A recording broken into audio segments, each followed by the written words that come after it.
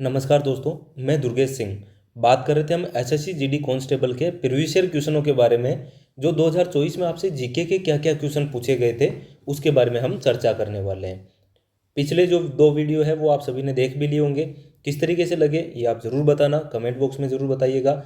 चलिए शुरुआत करते हैं पहले क्वेश्चन के साथ में। पहला क्वेश्चन स्क्रीन पर आप सभी को दिख भी रहा है, आसान क्वेश्चन है बिल्कुल और करंट अफेयर से संबंधित है। लेकिन यह आपसे क्वेश्चन पूछा जा सकता है इसी वर्ष के अंदर कि इस बार बताइए दादा साहब फाल्के पुरस्कार किसको दिया गया था। चलिए, तो ये आपसे क्वेश्चन पूछा गया था, संगीतकार ने दादा साहब फाल्के पुरस्कार जीता था। तो ऐसा कौन सा संगीतकार था जिसने पिछली बार दादा साहब फाल्के पुरस्कार जीता था? गुलजार ने जीता था। इस बार आपसे पूछा जाएगा कि बताइए 2024 में दादा साहब फाल्के पुरस्कार किसको दिया गया है। तो दादा साहब फाल्के पुरस्कार है वो मिथुन चक्रवर्ती को दिया है। किसको दिया है याद रखना, वेरी इंपॉर्टेंट कर लेना। मिथुन चक्रवर्ती को है वो क्या दिया गया है, दादा साहब फाल्के पुरस्कार सम्मानित किया गया है। ठीक है ना।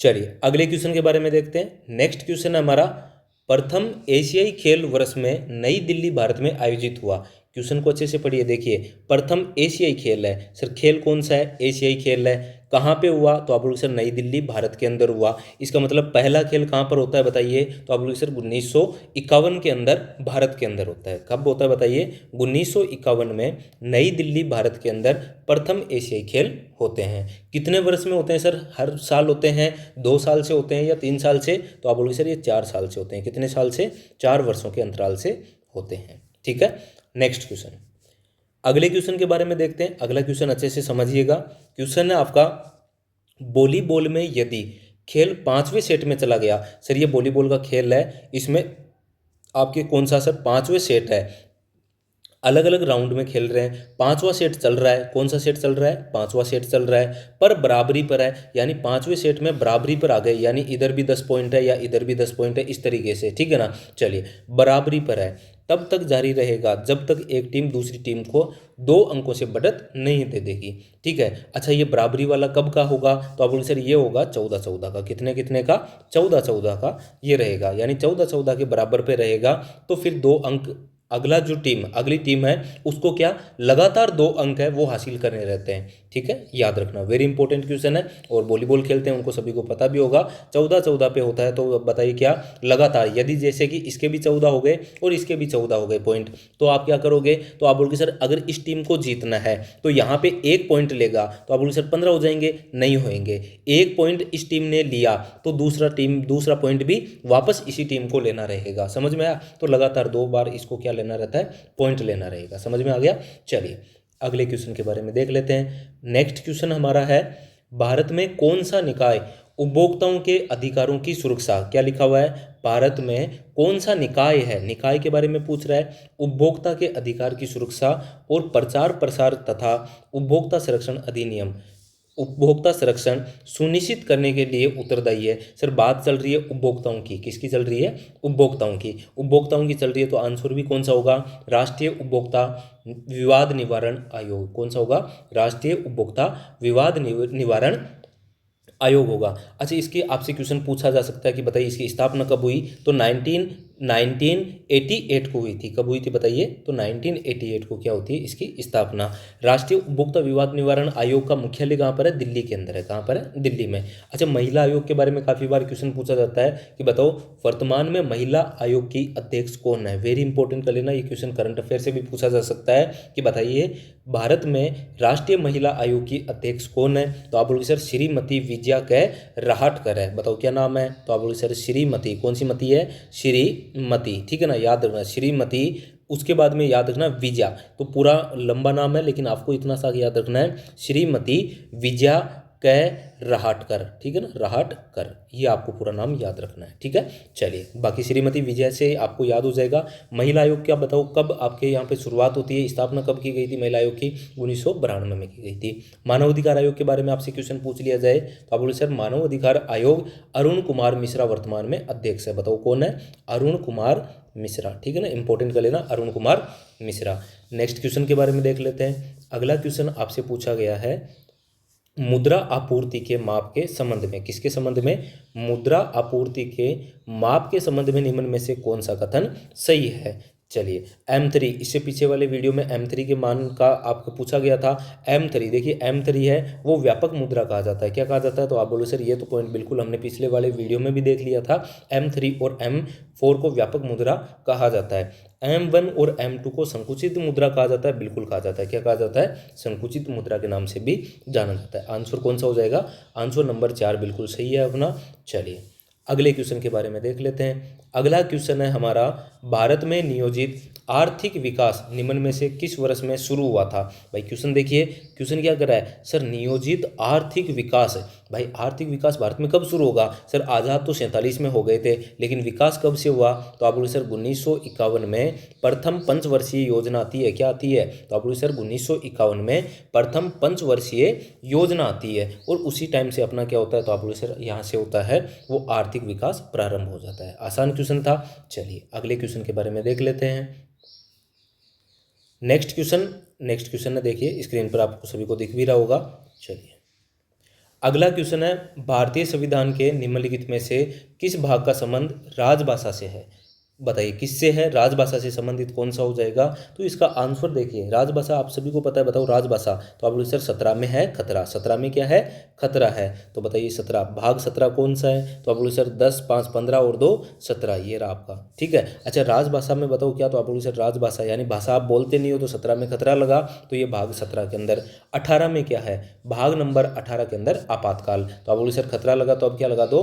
आपातकाल लगा दो। तो ये कई बार क्वेश्चन पूछा जाता है कि बताओ आपातकाल का किस में उल्लेख है? भाग नंबर 18 में उल्लेख है। ठीक है ना। चलिए नेक्स्ट क्वेश्चन के बारे में देख लेते हैं।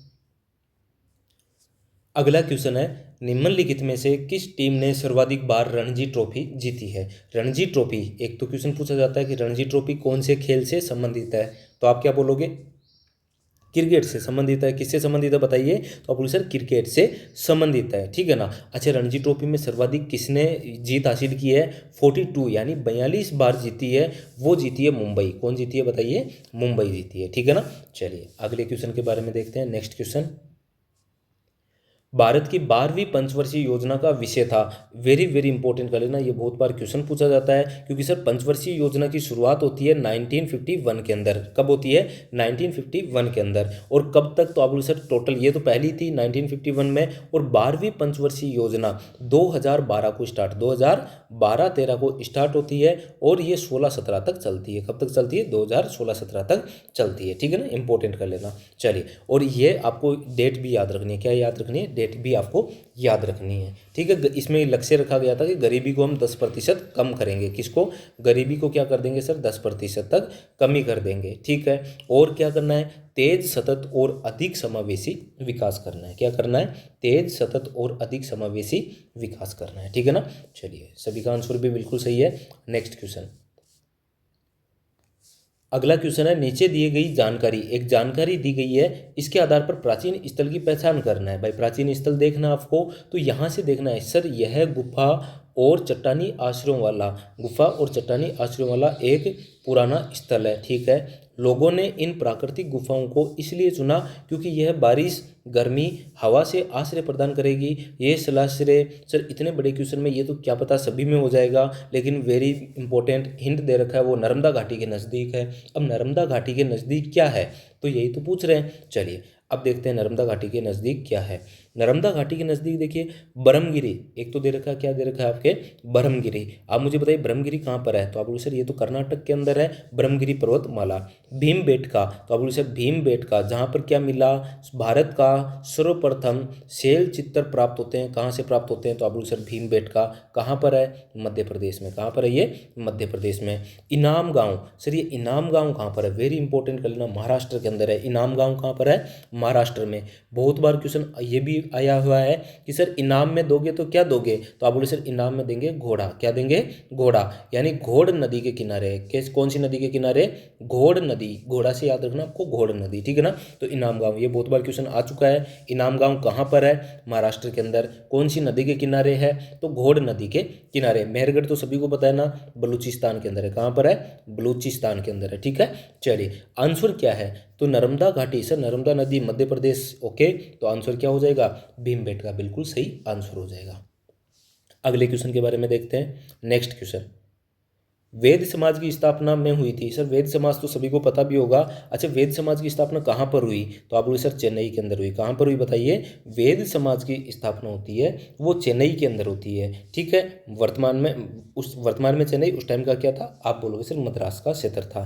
ठीक है ना। चलिए वैद्य समाज की स्थापना कब हुई, 1864 ईस्वी में। किसने की थी, श्रीधरलू नायडू ने। वेरी वेरी इंपॉर्टेंट करके लिखना ये कई बार क्वेश्चन पूछा जाता है कि वैद्य समाज की स्थापना किसने की थी, तो आप बोलोगे सर श्रीधरलू नायडू। कौन है बताइए, तो आप बोलोगे सर श्रीधरलू नायडू हो जाएगा। इनके साथ में और भी कोई थे क्या, तो आप बोलोगे सर बिल्कुल है, केशव चंद्र सेन। कौन है, केशव चंद्र सेन है। ठीक है ना, केशव चंद्र सेन। ठीक है। चलिए अगले क्वेश्चन के बारे में देखते हैं। नेक्स्ट क्वेश्चन है हमारा, पोंगल त्योहार का संबंध निम्न में से किस राज्य से है।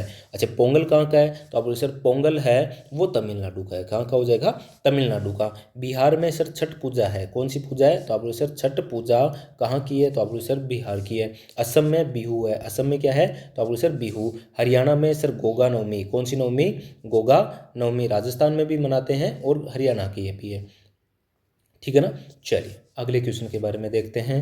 नेक्स्ट क्वेश्चन हमारा, भारत के साथ सबसे लंबी भूमि सीमा साझा कौन करता है। सर ये तो बिल्कुल आसान क्वेश्चन है, काफ़ी बार हमने एक बात की है इसके बारे में बचपन में। किसमें सर, बचपन में MBA किया। बचपन में क्या कर लिया आपने, MBA कर लिया। बी से क्या हो जाएगा, तो आप बोलो सर बी से हो जाएगा बांग्लादेश। बी से क्या हो जाएगा, बांग्लादेश हो जाएगा। अच्छा बांग्लादेश हो जाएगा, तो बांग्लादेश के साथ में कितनी सीमा है, 4096 किलोमीटर। कितने किलोमीटर है, 4096 किलोमीटर है। ठीक है, बी से बांग्लादेश। फिर यही क्रम चलता जाएगा आगे।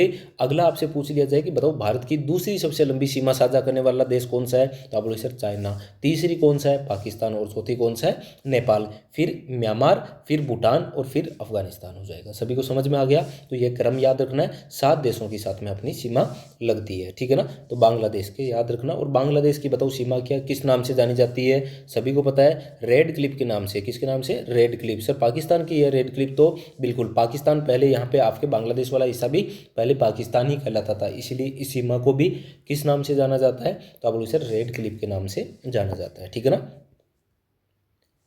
चलिए नेक्स्ट क्वेश्चन के बारे में देखते हैं। भारत की 2011 की जनगणना में कितने % पूछे गए थे। सर जब 2011 की जनगणना हुई तब आपके घर पे जनगणना अधिकारी आया होगा और वो आपसे पूछा होगा कि बताओ आपके घर में कितने सदस्य हैं, उन सदस्यों में से कौन कौन महिला है, कौन कौन पुरुष है। ऐसे टोटल कितने क्वेश्चन पूछे थे, टोटल क्वेश्चन पूछे थे। अब आपके पूछे होंगे कि नहीं पूछे होंगे, लेकिन ये आपके जो सरकार ने कहा कि टोटल घर पे जाके कितने पूछने हैं, तो आप बोले सर 29 क्वेश्चन पूछने हैं। ठीक है, मुझे पता है नहीं पूछे होंगे, आपके भी नहीं पूछे होंगे। चलिए तो अब देखते हैं यहाँ पे कि सर वर्तमान में 2021 की जनगणना चलनी चाहिए। अभी तक जनगणना की रिपोर्ट आई नहीं है। ठीक है, लेकिन वर्तमान में कितनी है, तो सर वर्तमान में तो 33 क्वेश्चन पूछे गए हैं, लेकिन उस टाइम 2011 की जनगणना में 29 थे। कितने थे, 29 थे। ठीक है ना। वर्तमान में आपसे 2021 की में पूछेंगे तो आपको याद रखना 33। कितने, 33 है। ठीक है ना, नहीं 33 नहीं 31 है। कितने हैं, 31। ठीक है ना, 33 नहीं 31 याद रखना। चलिए अगले क्वेश्चन के बारे में देख लेते हैं। नेक्स्ट क्वेश्चन, अगला क्वेश्चन है, निम्न में से कौन सी नृत्य शैली हिंदुस्तान संगीत शैली से संबंधित है। हिंदुस्तान संगीत शैली से संबंधित कौन सा हो जाएगा, तो आप बोलो सर इसका आंसर है कथक। क्या हो जाएगा, कथक। ठीक है ना। चलिए अगला, चलिए कथक, इसका आंसर क्या हो जाएगा अपना, कथक है। कथक कहाँ का है, तो आप बोलोगे सर उत्तर प्रदेश का है। कहाँ का है, उत्तर प्रदेश का है। कथकली कहाँ का है, कर्नाटक का है। कहाँ का है, कर्नाटक। सत्रिया, तो आप बोलोगे सर सत्रिया असम का है। कहाँ का, असम का। और भरतनाट्यम भय रहता है, तय से याद रखना है तमिलनाडु। क्या याद रखना है, तमिलनाडु याद रखना है। ठीक है ना, तो इंपॉर्टेंट है, काफ़ी बार क्वेश्चन पूछे जाते हैं। हिंदुस्तान संगीत शैली से संबंधित है वो कथक हो जाएगा। चलिए आज का हमारा अंतिम क्वेश्चन के बारे में देख लेते हैं। अंतिम क्वेश्चन पूछा है, आवर्त सारणी में किस वर्ग को उत्कृष्ट गैस के रूप में जाना जाता है। भाई उत्कृष्ट गैस है, आवर्त सारणी आप सभी ने देखी भी होगी, तो आप लोग से बिल्कुल देखिए। आवर्त सारणी के अंदर देखोगे आप तो उत्कृष्ट गैस कहाँ पे आएगी, तो आप लोग सर 18वां तत्व, 18वां ग्रुप यहाँ पे होता है लास्ट में। और इसमें कौन कौन से होते हैं, तो आप लोग सर इसमें होता है हिना, नेहा और करीना XERN। हिना, नेहा और करीना। ठीक है ना, याद है ना आपको, और करीना XE और RN। कौन सा हो जाएगा, RN। यानी आपके हीलियम, नियोन, आर्गन, और क्रिप्टॉन, जीनॉन और रेडॉन हो जाएगा, ठीक है ना। 18वें वर्ग आप बोलोगे सर नोबल गैस है, इनको क्या कहते हैं, नोबल गैस के नाम से जाना जाता है, ठीक है ना, नोबल गैस है। चलिए, तो ये नोबल गैस है, उत्कृष्ट गैस है, कौन सा तत्व है, तो आप लोग सर 18वां ग्रुप है, वर्ग नंबर कौन सा, 18। अच्छा, वर्ग संख्या 17 में तो आप लोग सर इसी के जस्ट पास में आएगा 17 नंबर, इसको कहा जाता है हेलोजन ग्रुप। कौन सा ग्रुप है, हेलोजन ग्रुप, जिसके अंदर क्लोरीन है, फ्लोरीन है, ब्रोमीन है, ठीक है ना, ये आ जाएंगे आपके। चलिए, वर्ग संख्या 1 तो आप लोग सर सार धातु के नाम से जाना जाता है, और वर्ग संख्या 7 को किस नाम से, एक्टिनोइड श्रेणी के नाम से जाना जाता है, एक्टिनोइड श्रेणी के नाम से, ठीक है ना। तो ये भी थोड़ा सा ध्यान रखना है। चलिए, तो टोटल अपने 16 क्वेश्चन थे।